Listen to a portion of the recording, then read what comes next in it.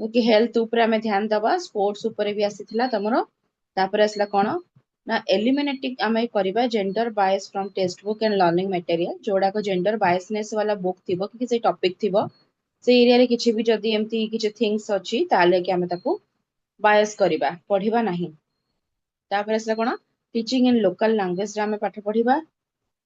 तापर providing early childhood programmes early childhood माने childhood टा केते इंपोर्टेंट एंड माने आज कह गले गोटे ह्यूमन लाइफ केते इंपोर्टेंट तो आमे जति भाबु जे कि नहीं गोटे बॉय रो लाइफ टा ही बहुत इंपोर्टेंट बाकी गर्ल रो इंपोर्टेंट हो तो सेही भाला जिंस को आमे एमती करबानी तो प्रत्येक ह्यूमन लाइफ होची इंपोर्टेंट तापर असला कोन लोके तापर असला मेकिंग श्योर आमे करबा कि girls and boys are safe supplying water supply safe water तो एटा मु काली कहि दिथिली एति की पढिथिले देन आज असला तमर एटी कोन ना एजुकेशन फॉर डिसेबल्ड चिल्ड्रन तो समस्त तो समान नुहंती ओबियसली तुम डिसेबल्ड चाइल्ड भी अछंती किंतु आज का कांसेप्ट अनुसार एजुकेशन सिस्टम अनुसार आमे कोन करबा ना इंक्लूसिव क्लासरूम टा आमे करूछे सो दैट कि सेठी डिसेबल्ड चाइल्ड नॉर्मल चाइल्ड मिसी की पाठ पढी परिबे ठीक अछि तो स्पेशल एजुकेशन बोली आमे ताको कहूचे also called कोन ना special needs education the education of children who differ socially mentally और फिजिकली जहार ए तीनटा जकर प्रॉब्लम थिबो from the average to such an extent then that they require modifications of as well as school practices so definitely गोटे normal पिलाटा जेतिकी speed रे पाठ पढुची बा जेमिति गोटे नॉर्मल लाइफ बंचुची जहा जहा से काम जेतिकी मिनिट्स भितर करि पारुची जेमिति वे रे करि पारुची सो डिसेबल्ड चाइल्ड त सेमति करि परिबनी it's take time more time definitely सेटा मे बी 30 सेकेंड अधिक होई पारे गोटे मिनिट 5 मिनिट 10 मिनिट 1 आवर अधिक होई पारे तो it's depend upon the work ठीक अछि देन असला टोटल हमर 13टा कैटेगरीज अछि जोटा कि डिसेबल्ड चाइल्ड मानकर हैला individuals with disabilities education act ठीक अछि आईडीई एता सो देखिबा कोन कोन ना फर्स्ट होछ तम autism blindness emotional disturbance deafness hearing disturbance intellectual disability multiple disability orthopaedic important then असला तमर स्पेसिफिक लर्निंग डिसेबिलिटी स्पीच और language impairment other health impairment traumatic brain injury and तमर visual impairment total 13टा आसिला जदि मन रखी के लिखि परिबो ताले बहुत भलो कथा मन रखिया कथा इंपोर्टेंट एटा ऑब्वियसली अछि क्लियर हैला तो ऑटिज्म माने होची कोन ना तमर एटा गोटे एमिति का डिसेबिलिटी जोतरे कि तमर वर्बल नॉन वर्बल इश्यूज माने कम्युनिकेशन स्किल्स रे प्रॉब्लम हुए जेमति कि बहुत जण सोसाइटी रे सोशल बिहेवियर केमति करिबा कोन जाननांती इंटरेक्शन केमति करिबा एनागर बिहेवियर रे प्रॉब्लम्स हुए कम्युनिकेशन स्किल रे प्रॉब्लम्स हुए लैंग्वेज सिखिबारे प्रॉब्लम्स हुए तो एटा सिगला तमर कोन ऑटिज्म कहिबारे सॉरी सिखिबारे भूल कहली कहिबा समस्त को सुना जाउची तो वॉइस स्क्रीन देखाउची कि नहीं हम अच्छा कोन के किछ कहूना कोन हिची के आजी मैम अरे बहुत सुबह कम पिला भी थिला मैडम देखा जाଉଛି ओके देन असला डीपनेस कथाटा डीपनेस होची कोन ना हियरिंग प्रॉब्लम ओके तो सुनिबा कथा नहीं केना तो ସେଇଥିରେ ବି कैटेगरीज अछि କାହାର ମାଇଲ୍ଡ ଅଛି ଟିକେ ପ୍ରୋବ୍ଲେମ୍ସ ଦେଖା ଯାଉଛି କାହାର ପୁରା ମାନେ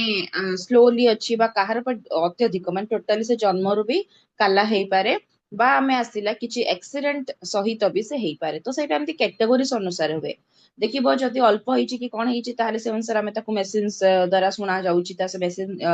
ଲଗଉଛି ତ ଏମିତି କଥା ଆସିଗଲା ହେଲା ତ ହିୟରିଂ ମାନେ ଶୁଣିବା ଇସ୍ୟୁଜ କଥା ନେଇକି ଆସିଲା तो यही सब जिनस जी शुणी पारू ना ओबियसली आम मुहर कर शुभनी आम आक्शन रिएक्शन करके शुणाऊे मैंने देखौचे कि से बुझी पारुचे विजुअल इंपेयरमेंट कथा आसला कौन देखा कथा ସେଇଟା ବି ଆସିଗଲା ଡିଷ୍ଟାନ୍ସ ରେ ଯେମିତି କି ଏକ୍ସାମ୍ପଲ 40 ଇୟର୍ସ ପରେ ତମର ପ୍ଲସ ରେ ଆସେ ପାୱାର ଆଖିର ତ ସେଇଟା କଣ ରିଡିଂ ଇସ୍ୟୁଜ ଆସିଗଲା ମାନେ କି ସେଇଟା ଗୋଟେ ବୟସ ଅନୁସାରେ ତମର ଆସେ ଯୋଉଟା କି ତମେ ଯୋଉ ଚଷମା ପିନ୍ଧୁଛ ମାନେ ଯୋଉମାନେ ପିନ୍ଧୁଥିବେ ଆଫ୍ଟର 40 ତ ସେଇଟା ଆସିଗଲା ତମର କଣ ନା ରିଡିଂ ଗ୍ଲାसेस ବୟସକୁ ପ୍ଲସ ରେ ଯାଏ ସେଇଟା ବାକି ଆମେ ମାନେ ଯୋଉଟା ପିନ୍ଧୁଛେ ମାନେ ଏବେ ଯୋଉଟା ମାନେ ମୋର ବି ଯୋଉଟା ପିନ୍ଧୁଛି ତ ମୋର ପୁରା -5 ପାୱାର ଅଛି ତ ଏଇଟା କଣ ମାଇନସ ରେ ଯାଉଛି ହେଲା ଷ୍ଟାର୍ଟିଂ ରେ ଏମିତି ନଥିଲା -1 ରୁ ଷ୍ଟାର୍ଟିଂ ହେଇଯାଇଥିଲା ଅଲରେଡି ମୋର ବିକଜ ମୁଁ ପାଖାପାଖି ବର୍ଷ 2 ବର୍ଷ 1.5 ବର୍ଷ ଖଣ୍ଡେ ଡିଲେ କରିଦେଇଥିଲି ମୁଁ ଜାଣିପାରୁନଥିଲି କଣ ପ୍ରୋବ୍ଲେମ ହଉଥିଲା ଦେଖା ତ ଯାଉନଥିଲା ତ ଏତେ ସିରିୟସଲି ନେଇନଥିଲି ଜିନିଷଟା ଏତେ ବି ଇସ୍ୟୁଜ ହଉନଥିଲା ଷ୍ଟାର୍ଟିଂ ରେ ତ 1.5 ବର୍ଷ ପାଖାପାଖି ବହୁତ ଡିଲେ ହେଇଗଲା ପରେ ଡାଇରେକ୍ଟ -1 କୁ ଗଲା ଯୋଉଟା କି ସେଇଠୁ ମାନେ କି ଆଇ ଥିଙ୍କ ବୋଧେ 9th କ୍ଲାସ ରୁ ଏପର୍ଯ୍ୟନ୍ତ 10-11 ବର୍ଷ ହେଇଗଲାଣି ପୁରା କଣ୍ଟିନ୍ୟୁସଲି ପିନ୍ଧିବାକୁ ପଡେ ଆଉ ବାକି ତାପରେ ଆସିଗଲା କଣ ତମର ଏଇଟା ରେଗୁଲାର ମାନେ ବଢି ବଢି ଯାଉଛି କିନ୍ତୁ ବହୁତ ଜଣଙ୍କର କମିଯାଏ କେମିତି ଦେଖିବ ମାନେ ଯଦି -1 ଭିତରେ ଥିବ ହେଲା ମାନେକର ପଏଣ୍ଟ କିଛିରେ ଥିଲା 0.25 0.5 ଏମିତି ଯଦି କିଛି ଅଛି ତାହେଲେ କଣ ନା ସେ କମିଯିବ 1 ଯଦି ହେଇନଥିବ ତ ଆଉ ଯଦି -1 ହେଇଗଲା ୱାନ୍ସ ତାହେଲେ ବହୁତ ରେୟାର କେସରେ କମେ ସେଟା ବି ଚାନ୍ସେସ୍ ଅଛି ଯଦି ତମେ ସେମିତି ଗ୍ରୀନ ଭେଜିଟେବଲ୍ସ ତମର ଯୋଉ ଯାହାବି ଚୁନା ମାଛ ଶାଗ ଏମିତି ସବୁ ଖାଇବ ଟ୍ରିଟମେଣ୍ଟ ଠିକ ଠାକ କରିବ ଦେନ୍ କମି ଯାଇପାରେ but not sure about that then after -2 ହେଇଗଲା ମାନେ ସେଟା ବହୁତ ରେୟାର କେସରେ କମେ ମାନେ ଆଉ ହବ ହିଁ ନାହିଁ ସେଟା ତ ବଢି ବଢି ବଢି ବଢି ଚାଲେ ଆଉ କନଷ୍ଟାଣ୍ଟଲି ସେତିକି ହିଁ ରୁହେ ତ ଏଇଟା ହଉଛି କଥା ତ ୟାର ଏଇଟା ମୁଁ ଏଥିପାଇଁ ଡିଟେଲ୍ସ ରେ କହିଲି କି ୟାକୁ ଆମେ କଣ କହିବା ଟୋଟାଲି ଥୋଡି ଭିଜୁଆଲ ଇମ୍ପେରମେଣ୍ଟ ବା ଆମେ କହିବା କି ଅନ୍ଧଟା କି ସେ ଟୋଟାଲି ଦେଖାଯାଉନି କି ରାତିରେ ଦେଖାଯାଉନି ସକାଳେ ଦେଖାଉନି କି ଇଭିନିଂ ସବୁବେଳେ ସେମ୍ ସକାଳେ ବି ଦେଖାଯିବନି ୱିଦାଉଟ୍ ଚଷମାରେ ସନ୍ଧ୍ୟାବେଳେ ବି ନାହିଁ କି ରାତିରେ ନାହିଁ କେତେବେଳେ ବି ନୁହଁ ଯଦି ତମେ ଚଷମା ପିନ୍ଧିବ ନାହିଁ ତ କଥା ଆସିଲା ଗୋଟେ ଏଇଟା ପରମାନେଣ୍ଟଲି ପାୱାର ଟା ବଢିଯାଏ ତ ଏଇଟାକୁ ଆମେ କଣ କହିବା ନା ଇନହେରିଟ ଥୋଡି ଥାଏ ମାନେ କି ଆମେ କହିବା ଏଇଟା ଗୋଟେ ବଂଶାନୁକ୍ରମିକ ଗୁଣ ନା ଆମେ କହିବା କି ଏଇଟା ଗୋଟେ ବର୍ନ ସହିତ ଆସିଛି ସେମିତିକା ନୁହଁ ହେଲା ଯାହାକୁ ଟୋଟାଲି ଦେଖାଯାଏନି ତ ସେଇଟା କଣ ଜନ୍ମ ସହିତ ବି ଆସିପାରେ ବା କିଛି ଆକ୍ସିଡେଣ୍ଟ ହେଲା ପରେ ବି ହେଇପାରେ କିନ୍ତୁ ଏଇ ଯୋଉ ପାୱାରଟା କଣ ଏଇଟା ଗୋଟେ ମାଇଲ୍ଡ କ୍ୟାଟାଗୋରିଜରେ ଯାଏ ତ ୟା ପାଇଁ ତମର ଓବିୟସଲି ତମେ ୟୁଜ କରୁଛ ଚଷମା ଠିକ ଅଛି ତାପରେ ଆସିଲା କଣ ଇମୋସନାଲ ଡିସାବିଲିଟି ଏଇଟା ଗୋଟେ ଡିସାବିଲିଟି ପିଲାମାନେ ଆମେ କହିବା ଏଇଟା ଗୋଟେ କଣ ଡିସାବିଲିଟି ଏଇଟା ସତରେ ଗୋଟେ ଡିସାବିଲିଟି ହେଲା ସମସ୍ତେ ଏହା କୁହନ୍ତି କି ମାନେ ଯଦି କିଛି ଦେଖାଗଲାନି ଶୁଣାଗଲାନି ହାତ ଭାଙ୍ଗିଛି ଗୋଡ ଭାଙ୍ଗିଛି ତାହେଲେ ଜଣେ ମେଣ୍ଟାଲ ଡିଷ୍ଟର୍ବାନ୍ସ ଅଛି ମେଣ୍ଟାଲି ସେ ମାନେ ଇମୋସନାଲି ପୁରା ୱିକ୍ ଫିଲ୍ କରୁଛି ତ ତାଠୁ ବଡ ଡେଞ୍ଜର ଡିସାବିଲିଟି ଆଇ ଥିଙ୍କ ବୋଧେ ଦୁନିଆରେ ହିଁ ନାହିଁ ବିକଜ ସେଇ ଡିସାବିଲିଟିର ତମେ ସଲ୍ୟୁସନ୍ସ କରୁନ ତାହେଲେ ସେ ଆଉ ମାନେ କଣ ଆଉ କିଛି ନାହିଁ ତାର ମାନେ ସବୁ ଜିନିଷ ଥାଇକି ବି ତା ପାଖରେ କିଛି ନଥିଲା ଭଳିଆ ହିଁ ସମାନ ବୁଝିପାରୁଛ ତ ଏମିତି କିଛିଟା କଣ୍ଡିସନ୍ସ ଆସେ ଯୋଉଟା କି ମଣିଷର ମାନେ ଫୋବିଆ ଟାଇପ ର ହେଇଯାଏ ବା ତାକୁ ଟ୍ରୋମା ଆସେ ତ ସେଇ ଇମୋସନାଲି ସେ ବାଲାନ୍ସ କ୍ରିଏଟ କରିପାରେ ନାହିଁ ହେଲା ତ ଏଇଟା ଆସିଲା ତମର କଣ ନା ସେଇ ଅନୁସାରେ ସେ ତାର ଇଣ୍ଟେଲେକ୍ଚୁଆଲ ଏଇଟା ସବୁ ଉପରେ ଡିପେଣ୍ଡ ପକେଇବ ମାନେ ତାର ପେସନ ପ୍ରଫେସନ ତାର ଇଚ୍ଛା ଅଛି ସେ କଣ କହୁଛି ସେ ଜାଣିପାରୁନଥିବ ଠିକ ଅଛି କଣ ସେ ଫିଲ୍ କରୁଛି ସବୁବେଳେ ଡିଷ୍ଟର୍ବାନ୍ସ ଥିବ ଟେନସନ ଷ୍ଟ୍ରେସ୍ ଏନଜାଇଟି ଏଇ ସବୁ ଆକ୍ଟିଭିଟିଜ ଗୁଡା ତାର ଦେଖାଯାଏ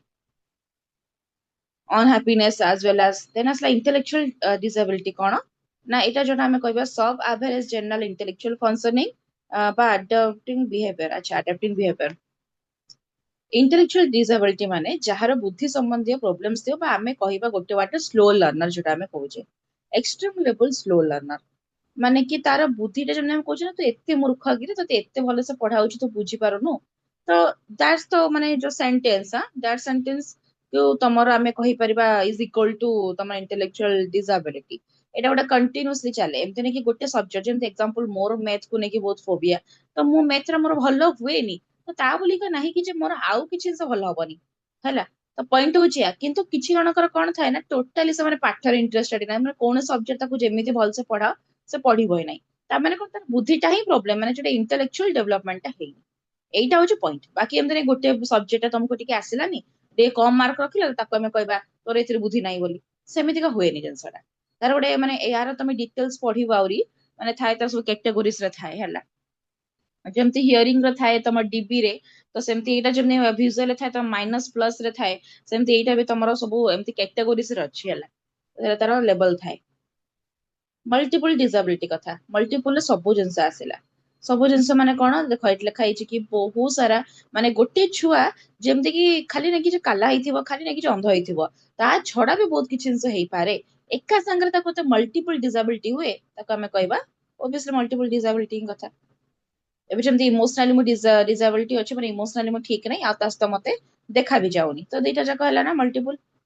ଆଉ ଦିଟା ତିନିଟା ଏମିତି ବହୁତ ସାରା ବି ହେଇପାରେ ଏକା ସହିତ ସ୍ପେସିଫିକ ଲର୍ଣ୍ଣିଂ ଡିସାବିଲିଟି ମାନେ କଣ ନା ଏଇଠି ଆସିଲା ତମର ଯଦି କିଛି pre disability okay specific condition include ଯେତେବେଳେ ହୁଏ ହଁ ବ୍ରେନ୍ ଇଞ୍ଜୁରି ତମର ହେଇଗଲା ମିନିମଲ ବ୍ରେନ୍ ବାय ଫଙ୍କସନିଂ ଆଚ୍ଛା ଆଫାସିଆ ଏଇ 7 ନମ୍ବର ଟା ଛାଡି ଦିଅ ଲେଖିବା ଦରକାର ନାହିଁ ଠିକ ଅଛି ଛାଡ ଏଟା ଲେଟ୍ ଇଟ୍ ବି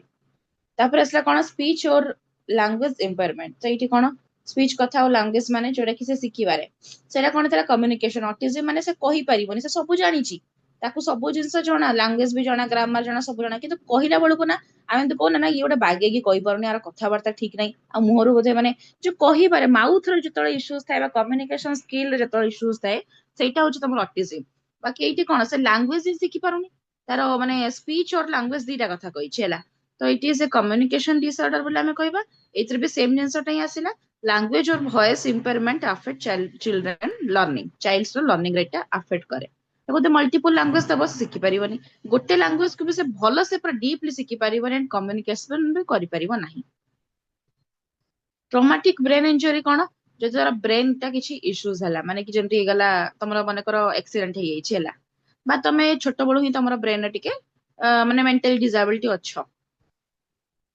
ताले कि हमें कोन करबा इटी तमरा लैंग्वेज शिखिबार इश्यू हबो स्पीच रे भी कॉग्निशन प्रॉब्लम बा कॉग्निटिव जोडा बुद्धि संबंधी होई गला मेमोरी तमरा ठीक ठाक रहइबनी अटेंशन त मन ध्यान दे कि सब जिंस देखिबनी तापर थिंकिंग प्रॉब्लम हे गला information processing psychological behavior so every problems should be create when your brain is injured but when you mentally retarded or mentally disabled children तो ସେଇଟା କନା ସବୁ nerves ଟା connected ଥାଏ ଯେହେତୁ ତ ସବୁ ଉପରେ ଗୋଟେ ଗୋଟେ इफेक्ट पकाए तो this is the major and serious disability ଆମେ କହିବା जोटा कि brain disability ଥାଏ brain injury ଥାଏ ଏବେ ସମସ୍ତେ ବୁଝି ପାରିଲ ତମର ପା टोटल यूनिट 4 ଟା कंप्लीट ହେଲା क्लियर एवरीवन ना किछि डाउट अछि एबे भी नेक्स्ट आसला तमर कोन यूनिट 5 जोटा कि education and national integration meaning of national integration कोन अच्छा नेशनल इंटीग्रेशन आगोटे होची इंटरनेशनल अंडरस्टैंडिंग हैला जो जातीयतावाद अंतर्जातीयतावाद जोटा हमें कहूजे निज नेशन पई जो positiveness feelings understanding and unity brotherhood ए सब जिंस तमे एथिरे पॉइंट इंक्लूड करिवो जदि नेशन कथा आसला देन इंटरनेशनल कथा आसला सो एक्चुअली नेशन टा सब टॉप रे हैला माने जेमति मो तुमको स्टार्टिंग रो ही कहिछि कि गोटे ह्यूमन रो डेवलप हेले ही माने पर्टिकुलर गोटे पर्सन रो इंडिविजुअल रो डेवलप हेले जैकि से तार फैमिली रो डेवलप करि परिबो सोसाइटी रो देन डिस्ट्रिक्ट रो तापर असला स्टेट एंड नेशन तो नेशन सब टॉप रे थाए आफ्टर दैट ही तमे इंटरनेशनल कथा भाबी परिबो एते सब जिंस तमे निजर डेवलप हो नथिबो निज देश पछे भासी जाउथबो देखला बळको तमे अन्य मानकर हेल्प करिवो तो एटा पॉसिबल हुए नाही तो सेति पई कह जाय छि कोन ना national integration is the awareness of a common identity among the citizens of our country so सेति पई ही एठी ना तमरो कोन पॉइंट ना एजुकेशन बहुत इंपोर्टेंट सोसाइटी रे एजुकेशन द्वारा ही हमर कोन ना हमें सब किछि गोल को अचीव करि परिबा बा हमें कहिबा कि जति कि knowledgeable person understanding and all सब जिंस को हमें आनी परिबा सो सेति पई एजुकेशन ता समस्त एक्टर करिबा कथा फास्ट देन या द्वारा या द्वारा तुम सोसाइटी भी डेवलप है निजर भी डेवलपमेंट हम तापर कि तुम अवेयरनेस आसिले तापर कि तुम चेंज करने को चेष्टा कल ठीक अच्छे ता पूर्व ये एजुकेशन पॉइंट लिखो ता पूर्व ये पॉइंट गोटे दीटा करके एक्स्ट्रा लिखिदब जोटा कि नेशनल इंटीग्रेशन बहुत ही important after all nation is our first priority so as a good citizen so आमे ताकू केयर नेबा कथा नियति ता विषय भाबिबा कथा केमितिरा डेवलप हबो ऑब्वियसली तापर कि एजुकेशन ता लिखिबो सेकंड पॉइंट साला थर्ड कोन लिखिबो आमे जानी छे कि आमे जानि सॉरी आमे जानि छे कि आमे सोसाइटी रे हमर तमर देश रे बहुत विभिन्न प्रकार लोक सब रुहंती माने कि लाइक तमर कास्ट रिलीजन हैला रीजन ए लैंग्वेजेस ए सब जिंस रे जने जन कोठ अलगा बट फिर भी आमा भितर यूनिटी अछि यूनिटी रहिबा कथा ही यूनिटी रहिबा कथा ही साम करू ठीक अछि तापर असला कोन to achieve national integration the government of India appoint a committee on national and emotional integration under the chairmanship of Sampurnananda in the year 1961 ठीक अछि एटा किछि लिखिबोनी टोटल मु जोडा कहिबे सेटा के लिखिबे ए सेकंड पॉइंट सरला अच्छा एठी सेकंड अछि जोडा कि तमरा थर्ड ही हबो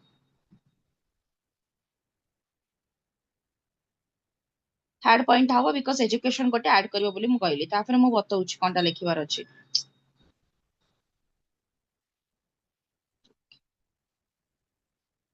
देखो ये जो लास्ट पॉइंट लिखा लिखिबो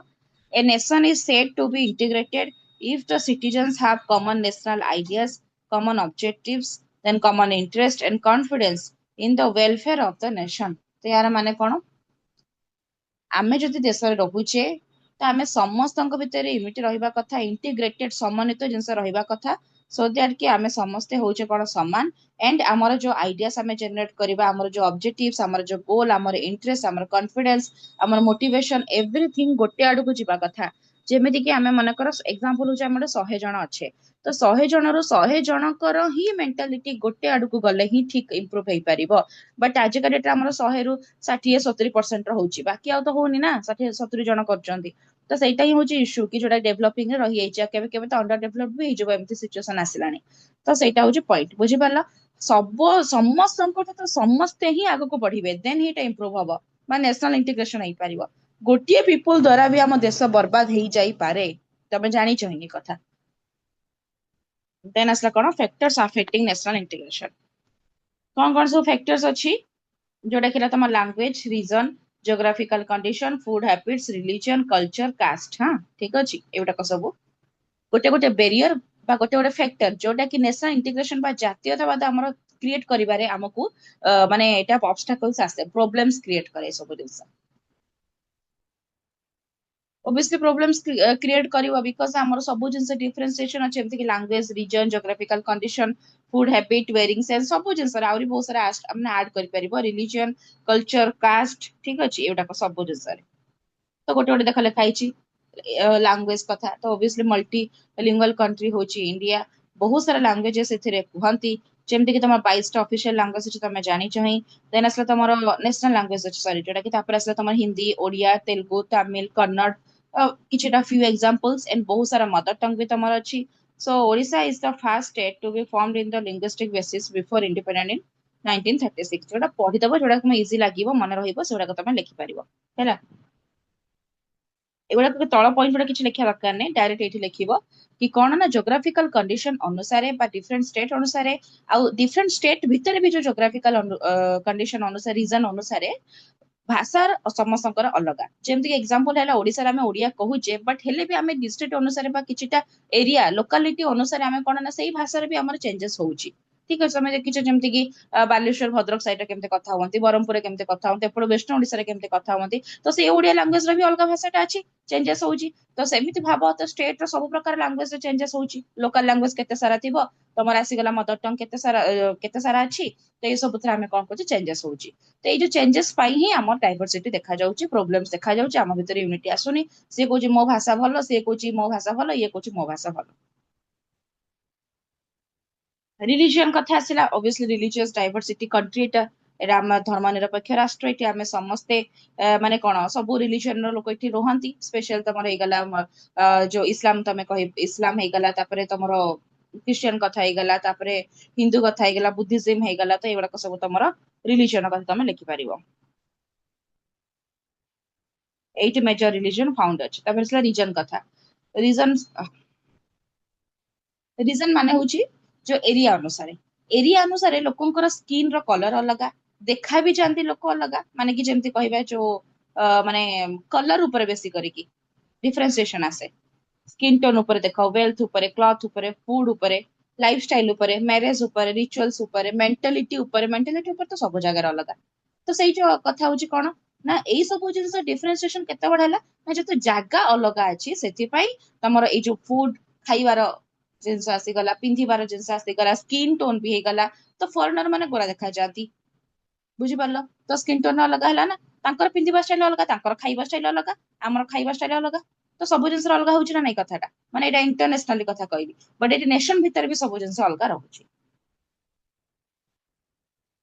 କଲଚର କଥା କଲଚର ତ ବହୁତ ସାରା ଡାଇଭରସିଟି ଅଛି ଆମେ ଜାଣିଛେ ହିଁ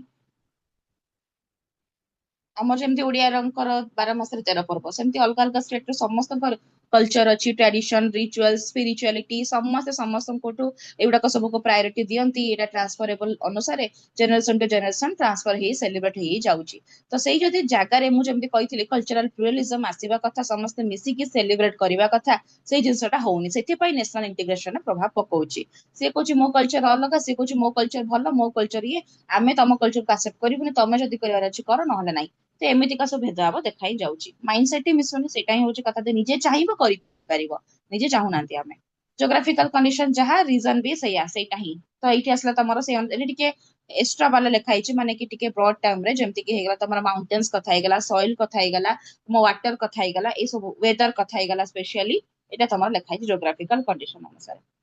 ଫୁଡ ହାବିଟ କଥା तो କୋଉ ଜାଗା ଯେମିତି ଜାଗାର ସିଚୁଏସନ ଅଲଗା, ସେଇ ଜାଗାରେ ସଏଲ ୱାଟର ର ଫେସିଲିଟିସ୍ ବି ଅଲଗା ଅଛି, ୱେଦର ବି ଅଲଗା ଅଛି। ତ ସେଇ ୱେଦରରେ ସବୁ ଯାକ କଣ ମାନେ ଏମିତି ଯେତେକ ପ୍ରକାର ଭେଜିଟେବଲ୍ସ ଅଛି ଫ୍ରୁଟ୍ସ ଅଛି କଣ ଗୋଟେ ଜାଗାରେ ମିଳିଯିବ ବୋଲି ମାନେ ଅଛି, ସବୁ ଜାଗାରେ ମିଳିବ ବୋଲି ମାନେ ଅଛି କି? ଗୋଟେ ଜାଗାରେ ତ ମିଳୁଛି, ମାନେ କହୁଛି ଏମିତି ଏକ୍ସାମ୍ପଲ, ସବୁ ଜାଗାରେ ତ ମିଳିବନି ନା। ତ କୋଉଠି କଣ କମି ରହିବ, କୋଉଠି ଫ୍ରୁଟ୍ସ ଅଧିକ ମିଳେ, କୋଉଠି ଭେଜିଟେବଲ୍ସ ଅଧିକ ମିଳୁଛି। ତ ସେଇଟା ଆସିଲା କଣ, ସେ ଅନୁସାରେ ଫୁଡ ହାବିଟ ବି ଅଲଗା।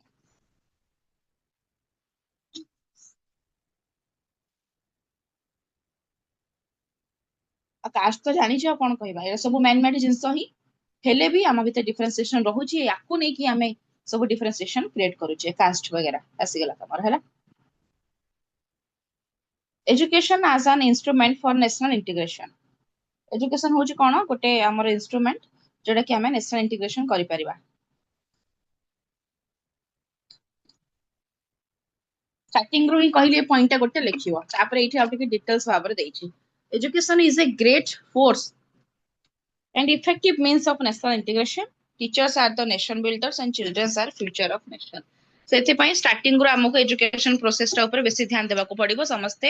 ଏଜୁକେଟେଡ ହେବାକୁ ପଡିବ, ସୋ ଦ୍ୟାଟ କି ସମସ୍ତେ ଜାଣିପାରିବେ କି ନେସନ ର ପ୍ରାୟୋରିଟି ଟା କଣ, ତା ଭିତରେ ଆମେ ମାନେ ରହୁଛୁ, ତ ଆମର ଇଣ୍ଡିଭିଜୁଆଲିଟିର ପ୍ରାୟୋରିଟି କଣ, ମାନେ ହ୍ୟୁମାନ ର ପ୍ରାୟୋରିଟି କଣ, ୟୁନିଟିର ପ୍ରାୟୋରିଟି କଣ, ଏଣ୍ଡ ତାପରେ କି ସେମାନେ ବୁଝିବେ କି ନେସନ ର ଇମ୍ପୋର୍ଟାନ୍ସ ଟା କଣ, ଆମକୁ କେମିତି ୟୁନିଟି ଭାବରେ ଆଗକୁ ବଢେଇ ପାରିବା ୟୁନିଟି ସହ। ସେଇଟା ସେମାନେ ଏଜୁକେସନ ରୁ ହିଁ ବହୁତ କିଛି ଜିନିଷ ବୁଝିପାରିବେ। No doubt real life experience भी हुए, किंतु एटा भी माने एटा पूरा बहुत ही 70 75 80% कवर करे तमर एजुकेशन। करिकुलम से अनुसार कौन रहिबो, करिकुलम आउ सिलेबस कथाटा जोटा आसुची तमर, एमिति भाबरे आमे सब्जेक्ट्स एमिति भाबरे सब टॉपिक्स को ऐड करिबा जोटा कि तमर पास्ट रिलेटेड थिबो, कोन कोन सब हेथिला कोन जोटा तुम हिस्ट्री रो पढुछ, ज्योग्राफी रो भी जानूछ, ठीक अछि। तो ए सब कथा सेटा केते दूर इंपोर्टेंट आजिका डेट रे, एंड फ्यूचर माने जोटा कि प्रेजेंट पास्ट रे कोन हेतिला, प्रेजेंट रे तार इंपैक्ट ता कोन पकोची, आ से अनुसार हम फ्यूचर को केमिति हमें सतर्क हेई परिबा। तो ए सब जिंस गुडा को हमें सब्जेक्ट्स आ सिलेबस तमरो जो ए करिकुलम माध्यम रे हमें जानि परिबा। तो से अनुसार हमें सेही टॉपिक्स रखिबा जोटा नेसेसरी नुह, जोटा कि यूनिट हम भितर आणुनी, प्रॉब्लम्स क्रिएट कर ताको हम डिलीट करबा, जोटा कि एक्स्ट्रा ऑर्डिनरी किछ दरकारी नै, ताको डिलीट करा होउचे, में सिलेबस भी चेंज होउचे तमरो। ताने एबे करंटली सिचुएशन जहा डिमांड करूची बा जोडा को पूर्वरु भी जानिबा कथा पिलांको, सेउडा को आमे सब से अनुसार तार करिकुलम टा बनेबा। जेमति कि देखो तमर math science language history geography सबुथिर आसिला कथा। Role of co curricular activities,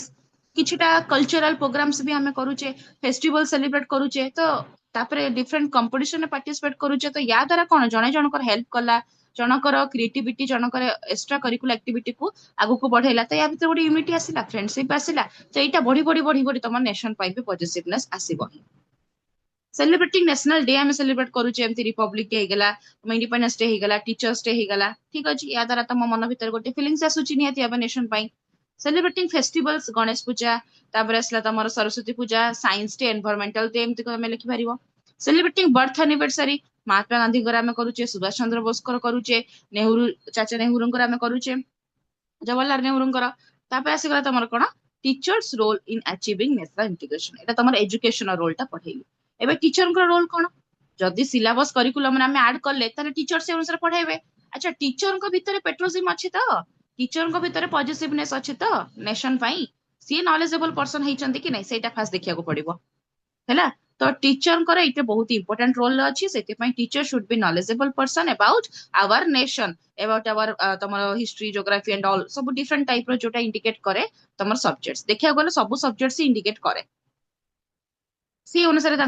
माने आमे कहिबा प्रॉपर मेथड से यूज करिवे, टीएलएम से यूज करिवे, इंक्लूसिव क्लासरूम भितरे सब प्रकार पिला को आमे डिस्क्रिमिनेट न करिकी भल भाबरे पढेबा, प्रॉपर मेथड यूज करिकी, सो दैट कि से एक्चुअली रियल थिंग बा रियल मीनिंग ता जानि परिबो कि कोन हेइथिला, कोन होउची, आगु को कोन हेबो, तो देश पय आमे कोन करिबा कथा। से पय नेशन बिल्डर काम कह जाय एटा। तो देखो एमती कौन कही डिस्क्रिमिनेट करिया कथा, केबे भी टीचर एमती डिस्क्रिमिनेट करिबा कथा नुह, जोटा कि तमर caste colour region religion language ए सब को नहीं की। नेशनल डे फेस्टिवल एटा को भी से सब सेलिब्रेट करिवे, तार इंपोर्टेंस तुमको कहिबे, तार नॉलेज तुमको देबे, कोन पे हमें करिबा कथा एटा ए सब। He should focus on socialisation and post school adjustability of a child, and असला कोन he should provide citizen Leadership training, all round development of a child is the primary responsibility of a teacher. ସବୁ ପ୍ରକାର development ଯେମିତି ଗୋଟେ ପିଲା ଭିତରେ ହେଇପାରିବ, ସେ ଗୋଟେ ଗୁଡ ସିଟିଜେନ, ତା ଭିତରେ ଭଲ ଭଲ ସବୁ ପଏଣ୍ଟସ ଆସିବ, ମାନେ ଯେମିତି କି ମେରିଟ୍ସ ଆସିଲା, ତାର ଚିନ୍ତାଧାରା ଆମେ ଚେଞ୍ଜ କରିବା, ତା ବ୍ୟବହାରରେ ପରିବର୍ତ୍ତନ କରିବା। ଏଇଟା ହଉଛି ଟିଚରଙ୍କର ବେଶୀ ଇମ୍ପୋର୍ଟାଣ୍ଟ ପାଠ, ମାନେ ୱାର୍କ। ସରି, ନେକ୍ସଟ ଆସିଲା, ଏଇଟା ଗୋଟେ 5 ମାର୍କିଆ କ୍ୱେଶ୍ଚନ ଥିଲା, ଯୋଉଟା କି ନ୍ୟାସନାଲ ଅଣ୍ଡରଷ୍ଟାଣ୍ଡିଂ କଥା ତମର କହିଲି, ଏଇଟା ଆସିଲା ତମର ନ୍ୟାସନାଲ ଇଣ୍ଟିଗ୍ରେସନ କଥା ଯୋଉଟା କହିଲି, ଏଇଟା ଆସିଲା ଇଣ୍ଟରନ୍ୟାସନାଲ ଅଣ୍ଡରଷ୍ଟାଣ୍ଡିଂ। ଏଇଟା ଆଉ ଗୋଟେ 5 ମାର୍କିଆ କ୍ୱେଶ୍ଚନ। ସମସ୍ତେ ବୁଝିପାରୁଛ ତ? ସ୍କ୍ରିନ ଦେଖା ଯାଉଛି ନା ନାଇଁ? Yes, ma'am.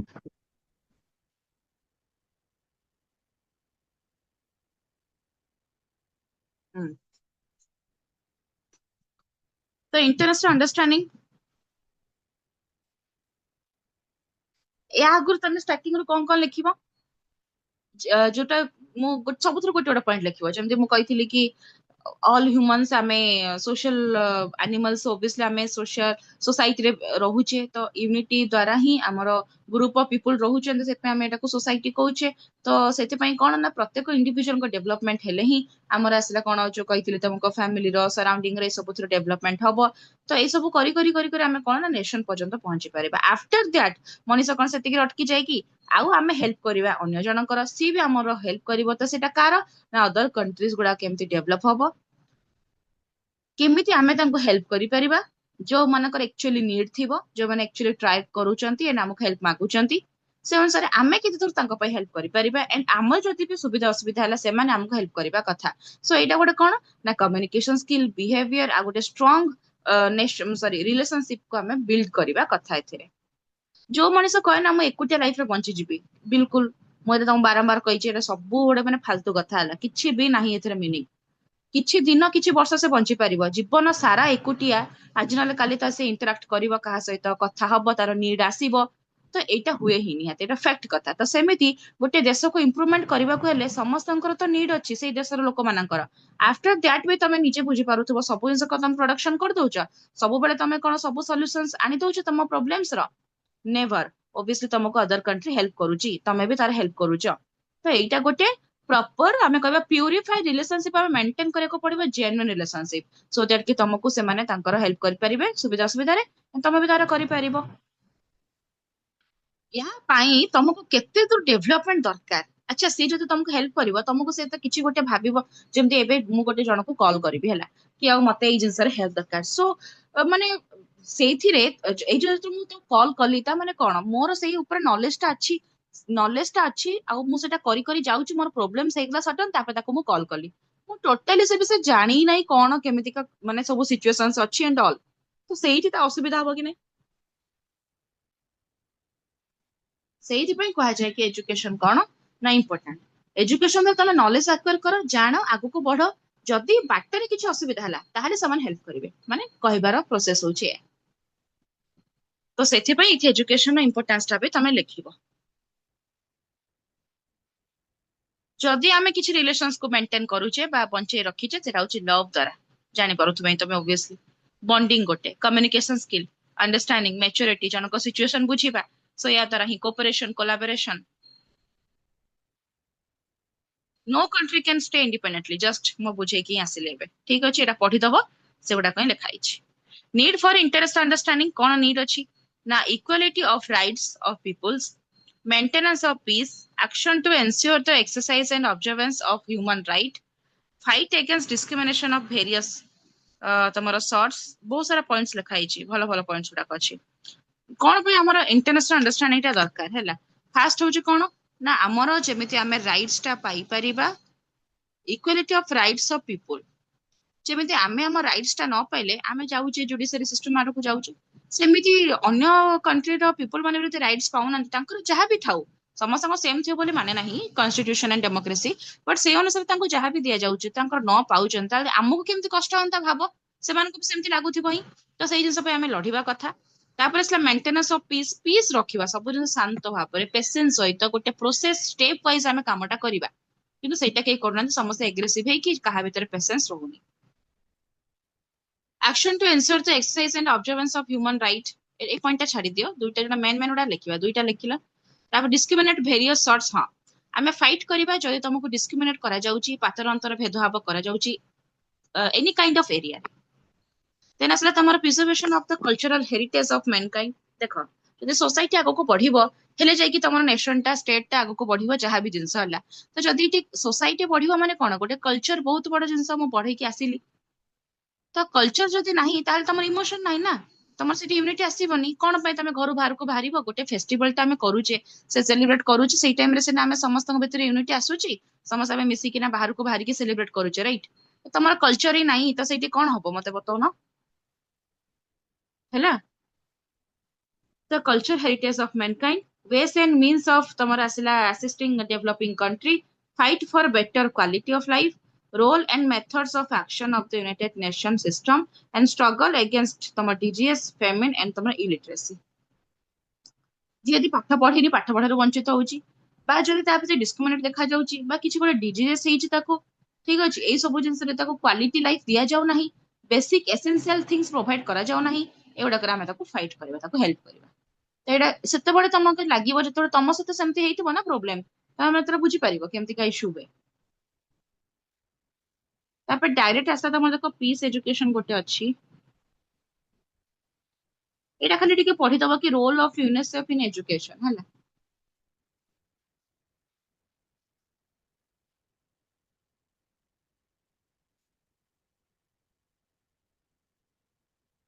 यूनिसेफ ର ରୋଲ ଟା କଣ ହେଲା ୟୁନାଇଟେଡ ନେସନ ଚାଇଲ୍ଡ ଫଣ୍ଡ ର ଏଟା ଠିକ ଅଛି ତ ଏଟା କଣ ନା ରାଇଟ ଟୁ ଆଡୁକେଟ ତମ ନ୍ୟୁଟ୍ରିସନ ଏଇଠି ହିଁ ତମେ ଲେଖିବ ଏଇ ଯୋଉ ମାନେ ଡାଇଗ୍ରାମ ଟା ହିଁ ଇମ୍ପୋର୍ଟାଣ୍ଟ ଅଛି ବାସ୍ ୟାକୁ ହିଁ ତମେ ଟିକେ ଏକ୍ସପ୍ଲେନ କରିକି ଲେଖିଦବ ଡାଇଗ୍ରାମ ବନେଇ ସାରିଲା ପରେ ତ ଚାଇଲ୍ଡ ମାନଙ୍କର ଆମେ କେୟାର ନବା ତ ଫାଷ୍ଟ ହଉଛି ତାକୁ ଭଲ ହେଲ୍ଦି ଫୁଡ ଦବା ଯୋଉଟା କି ନ୍ୟୁଟ୍ରିସନ ପ୍ରପର ଦବା ଦରକାର ତାକୁ ଖାଇବାକୁ ଦବାର ମାନେ ନୁହଁ କି ଆମେ ତାକୁ ନ୍ୟୁଟ୍ରିସନ ଦେଇ ଦଉଛୁ ସେମିତି ହଉଛି କି ଯାହା ପାଇଲା ସେ ଆମେ ତାକୁ ଖାଇବାକୁ ଦେଇପାରିବା ନାହିଁ ନ୍ୟୁଟ୍ରିସନ ହେଲ୍ଦି ଜିନିଷ ଦେବା ସେମିତି ତମର ଦେଖିବ ସବୁ ଗଭର୍ଣ୍ଣମେଣ୍ଟ ସ୍କୁଲ ଏଣ୍ଡ ଅଲ୍ ସବୁ ଜାଗାରେ ତମର କଣ ସୋୟା ବଢି ଦିଆଯାଉଛି ଯୋଉ ମିଡ୍ ଡେ ମିଲ ର ଅଣ୍ଡା ଦିଆଯାଉଛି ବୁଝିପାରିଲ ତମର ଯୋଉ ଅମୁଲ କୁଲ ଦିଆଯାଉଛି ବାଦାମ ଚିକି ଏଗୁଡା ସବୁ କାହିଁକି ଆଳୁ ଚିପ୍ସ ତ ଦିଆଯାଉନି କୁରକୁରେ ଦିଆଯାଉନି କାହିଁ ହେଲା ତ ସେଇଟା ହଉଛି ପଏଣ୍ଟ ତାପରେ ଆସିଲା କଣ ରାଇଟ ଟୁ ଏଜୁକେସନ ଏଜୁକେସନ ପାଇଁ ରାଇଟ୍ସ ଅଛି ସମସ୍ତେ ପାଠ ପଢିବେ ରାଇଟ ଟୁ ହେଲ୍ଥ ଜଣଙ୍କର ଦେହଟା ଭଲ ନାହିଁ ଆମେ ତାର ଦେହର କେୟାର ନବା ନା ଖାଲି ପାଠ ପାଠ ହଉଥିବ ସେତେବେଳେ ତ ଓବିୟସଲି ତାର ହେଲ୍ଥ ଯଦି ସେ ତାର ଖାଇବା ପ୍ରପର ଖାଇଛି ୱାଟର ଫେସିଲିଟି ଠିକ ଅଛି ଦେନ୍ ଯାଇକି ତା ହେଲ୍ଥ ଠିକ ଅଛି ତାପରେ କି ଆମେ ନେକ୍ସଟ ଷ୍ଟେପ ମାନେ ଏଇ ତିନିଟା ହଉଛି ଫାଷ୍ଟ ଏସେନ୍ସିଆଲ ହେଲା ତ ହେଲ୍ଥ ତାର ଠିକ ଠାକ ରହିବା କଥା ଓବିୟସଲି ରାଇଟ ଟୁ ପାର୍ଟିସିପେଟ ସବୁ ଜିନିଷରେ ତାର ପାର୍ଟିସିପେଟ କରିବା ପାଇଁ ଅଧିକାର ଅଛି ଆଉ ଯେମିତି ଆମେ କହୁଛେ କି ଆରେ ଇଏ ଦଳିତ ସମାଜରୁ ବିଲଙ୍ଗସ କରୁଛି ଇଏ ଏଇ ରିଲିଜିୟନରୁ ବିଲଙ୍ଗସ କରୁଛି ଇଏ ଏଇ କାଷ୍ଟ ଏଇ ଫ୍ୟାମିଲି ବ୍ୟାକଗ୍ରାଉଣ୍ଡ ଆର ଏମିତିକା ତ ତାର ଦେହ ଖରାପ ହେଇଛି କିଛି ଇସ୍ୟୁସ୍ ଆମେ ତାକୁ କହିଦେଉଛୁ ନା ନା ନା ନା ତୁ ଆସେନା କିଛି ଚେକଅପ୍ ପାଇଁ କିଛି କରାହବନି ତତେ କରାଯିବନି ଚେକଅପ୍ ବା ତୁ ଏଇଥିରେ ପାର୍ଟିସିପେଟ କରିପାରିବନି ବା ତୁ ଏଇ ଫୁଡ ଖାଇପାରିବନି ରାଇଟ ଟୁ ପ୍ରୋଟେକ୍ସନ ତାକୁ ପ୍ରୋଟେକ୍ସନ ବି ଦିଆଯିବ then right to drink clean water ଯେମିତି ସେ କ୍ଲିନ୍ ୱାଟର ଫେସିଲିଟିସ୍ ପାଇବ ଏତିକି ସମସ୍ତେ ବୁଝିପାରିଲ ନା ବୁଝିପାରିଲନି इंटरनेशनल अंडरस्टैंडिंग जहाँ ये इंटरनेशनलिज्म टा से ही अच्छी है किसी भी एथिरे चेंज नहीं पढ़िबो बाकी इंटरनेशनल अंडरस्टैंडिंग टा पड़े एटा एते पड़ेनी एटा सब पढ़िले निजे जानि परिबो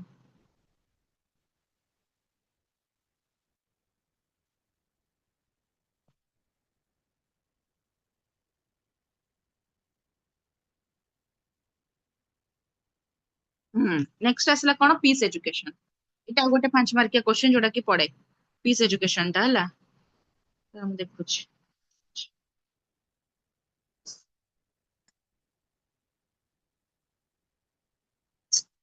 अच्छा एबे तो सब गुडाक सरीबनी बुझी पारलो काली जाहले भी गोटे क्लास लागि जिवो एतिकी सारिबा पई क्राइसिस मैनेजमेंट भी इंपोर्टेंट जोटा कि तमे बुक रे देखि पारुथबो peace education in schools and social crisis and its management एई दुईटा ही मो पढेबे बाकी रहिला ता छडा मो इंपोर्टेंट क्वेश्चन काली ही इठी डिस्कशन करि देबी क्लास रे